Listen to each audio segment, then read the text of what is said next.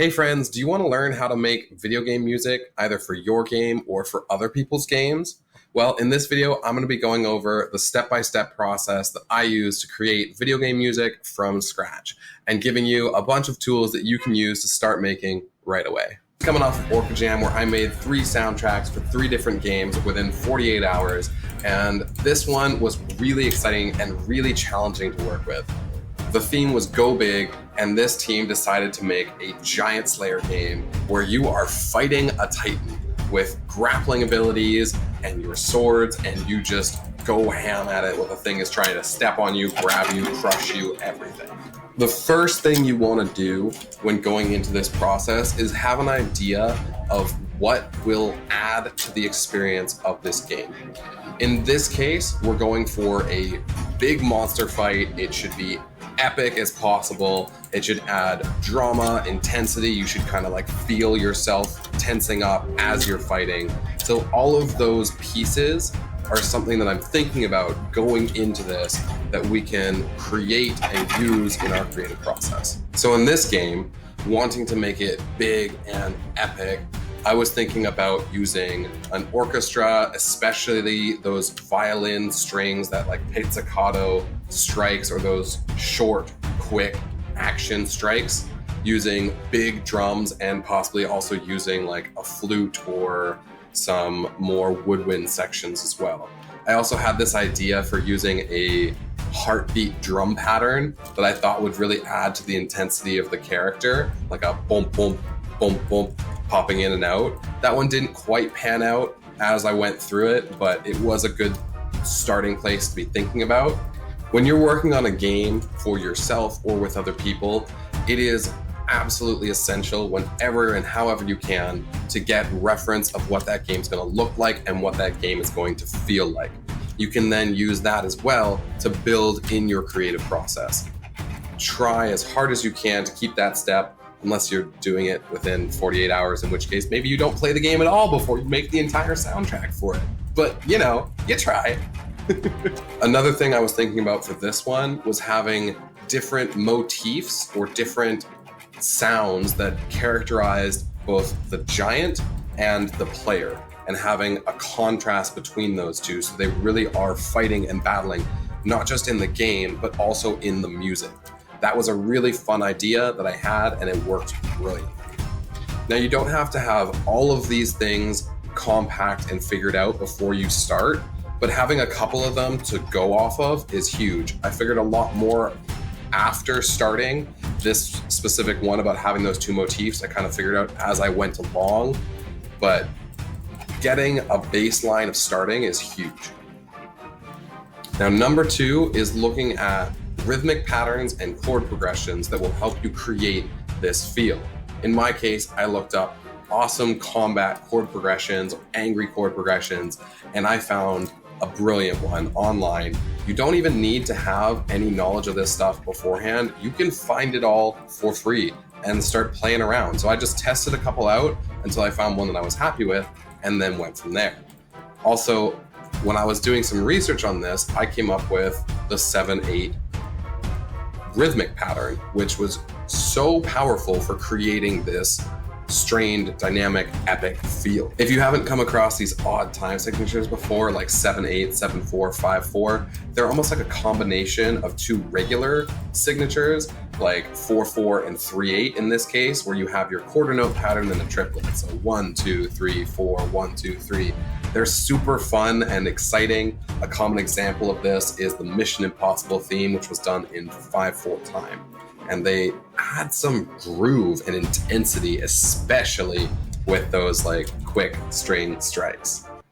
Now, you probably already guessed that number 3 is jumping in and starting your creative process. For me, I began with the strings. I have this lovely package from Komplete Kontrol called Action Strings, and they give you a lot of functionality.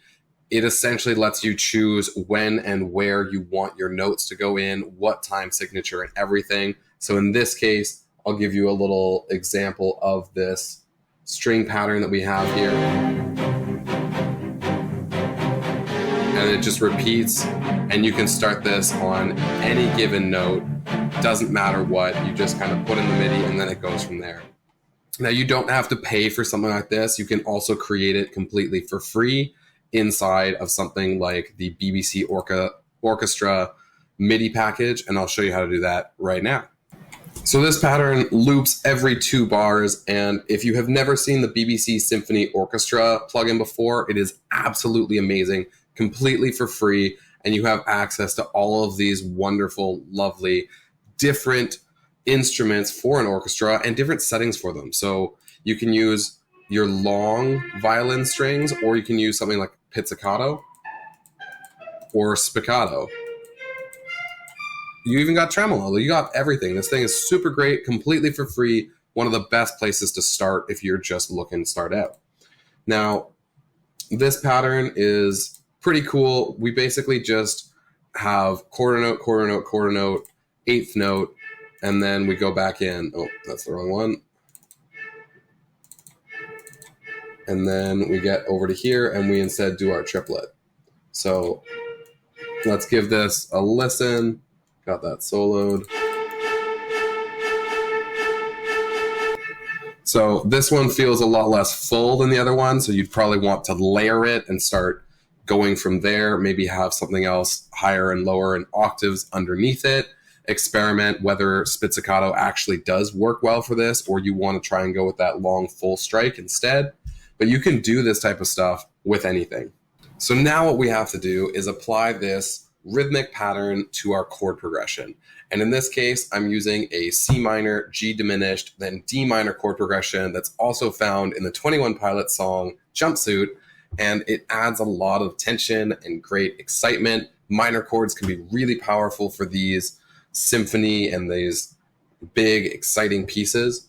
So going through, and you can create this again in the BBC Symphony Orchestra using this 7/8 time signature. And we can give it a listen here in that version.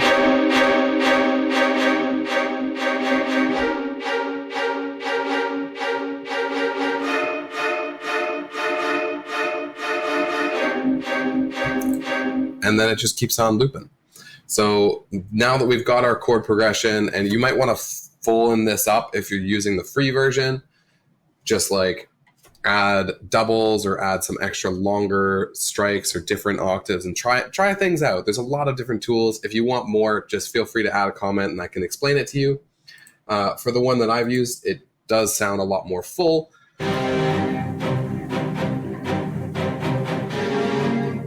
It's kind of got some articulation in there as well on that first note. It gets a little bit more dynamics. And that's something you could also vary inside here by changing the pitches of your different notes. So now we've got the rhythm and we've got the chord progression, so we can start moving around with other different instruments and creating the piece as a whole. For the woodwind section, or mostly for the flute section, I wanted it to be different, faster, more dynamic, so you're moving around, the character's grappling.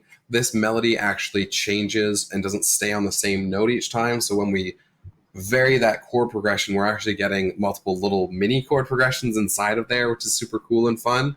But this adds a lot more depth and character. So if you're creating this with the BB Symphony one, these are the notes you'd be using. And we'll give that a little listen. And then you just repeat that. And you can take this and you can make it a chord progression, and you could start moving it around so you've got your other different things going on here. And we've got now we've got an entire minor chord progression here using this flute section, and all you have to do is copy paste it, move it up, move it around, change it into a diminished chord instead, which for this one, if we take the full thing, it would just move over here, and then we'd take every top note, which would probably be a little tricky to isolate, and then move it down one. So we gotta move this back up and move this down. And then we go into a diminished chord that we can move around elsewhere. So let's give this a whole listen.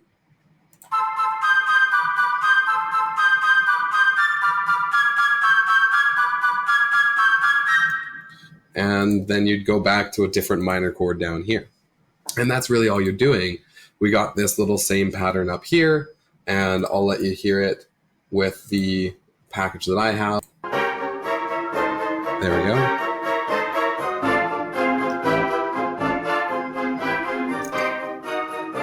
Yeah. Now the fourth thing to do is vary when the parts come in or out and make sure that it's not repeating too much too often. So as you can kind of tell looking at this, I've got these action woodwinds switching out as we go with the drums. So we've got our string section that stays pretty constant until the last little bit here, and our drums pop in and out with these woodwinds, or really flutes. And this gave a big picture battle with you wake up, you're facing the Titan, those strings are going hard, the drums are pounding, and then you switch over and you get the flute section for just one bar, or 2 bars in this case, but one chord progression. You don't get the full thing. Then you get 2 of the drums, then you go back to 2 of the flutes, 1 of the drums, and then you get 3 of the flutes, added a little drum bit in there just for fun, and then we switch out the strings for the flutes entirely. This is giving your battle between the character and the Titan. Who's winning? We don't know. The character's kind of getting a little bit more confidence as you go along. And then halfway through, I basically just switched up the patterns of what you're listening to. And now your action strings and your action flutes are actually playing the same pattern, which is kind of cool as the Titan and the player get into the same rhythm and the battle really increases. And finally, we end with the player ideally winning, as you would, and we get that flute section, and it loops back to the beginning where we have the differences between the strings and the flutes.